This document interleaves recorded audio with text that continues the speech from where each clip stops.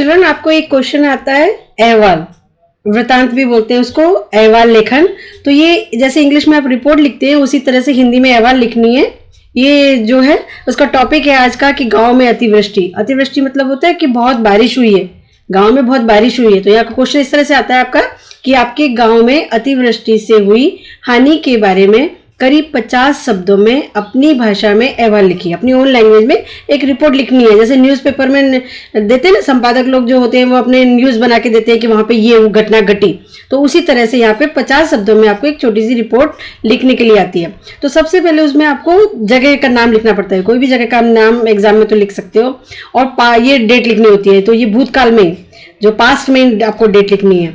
तो यहाँ पे आगे लिखेंगे हम लोग कि पिछले 3 दिनों से यहाँ लगातार हो रही बारिश ने जनजीवन को अस्त व्यस्त कर दिया है। बहुत तेज बारिश हो रही है वापी में, और उसकी वजह से जो है जनजीवन वो पूरा का पूरा अस्त व्यस्त हो गया, यानी कि लोग बहुत परेशान हो गए। इस तरह से आप लिखना स्टार्ट करेंगे।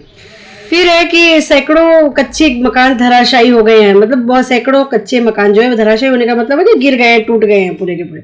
50 से भी अधिक व्यक्ति मलबे में दबकर अपनी जान गंवा चुके हैं। 50 से अधिक लोग जो है वहां पे मारे जा चुके हैं, और बहुत से जानवर मारे गए हैं। बहुत से बारिश होती है तो फिर इंसान ही थोड़ी, जानवर भी मारे जाते हैं।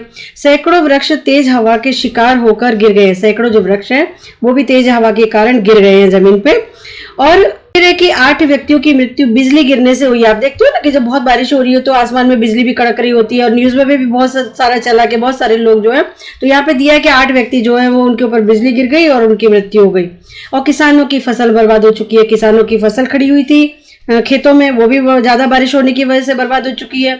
और बिजली के तार टूट जाने से सिर्फ वापी ही नहीं, आसपास के गांव भी अंधेरे में डूबे रहे हैं। सारे जो आसपास के गांव हैं वो भी अंधेरे में डूब गए हैं क्योंकि बिजली नहीं है। कल कुछ सामाजिक संस्थाओं ने शिविर लगाकर बाढ़ पीड़ितों को भोजन पाए। सामाजिक संस्था हमारे समाज में बहुत सारी होती हैं जो ऐसे इमरजेंसी के टाइम पे तुरंत लोगों की मदद करने के लिए आ जाती हैं। तो उन्होंने शिविर लगाए हैं, और क्या किया उन्होंने, लोगों को जो बाढ़ से पीड़ित लोग हैं उनको भोजन दिया है, पानी दिया है, कपड़े दिए, और दवाइयों का वितरण भी किया है, डिस्ट्रीब्यूशन किया है। तो दवाइयों का वितरण करना शुरू किया है। सरकारी राहत भी जल्दी पहुंचने की उम्मीद है। सरकार की तरफ से भी राहत जो है वो जल्दी वहां पे पहुंचने वाली है। लोकल लोग उनकी मदद जितनी हो सकती है वो कर ही रहे हैं, और इसके बाद ही जनजीवन सामान्य हो पाएगा। इसके बाद ही वहां के लोगों की जीवन जो है वो पटरी पे आ पाएगा, नॉर्मल जिंदगी वो जी पाएंगे। अभी वो बारिश की वजह से बहुत परेशान है। तो इस तरह से आप, बहुत बारिश हुई है गाँव में और उसके बारे में एक रिपोर्ट लिख के भेज सकते हैं। तो ये एग्जाम में आपको एक क्वेश्चन इस तरह का आता है, अलग अलग टॉपिक होते हैं, उसको थोड़ा सा बस अच्छे से समझ लेना।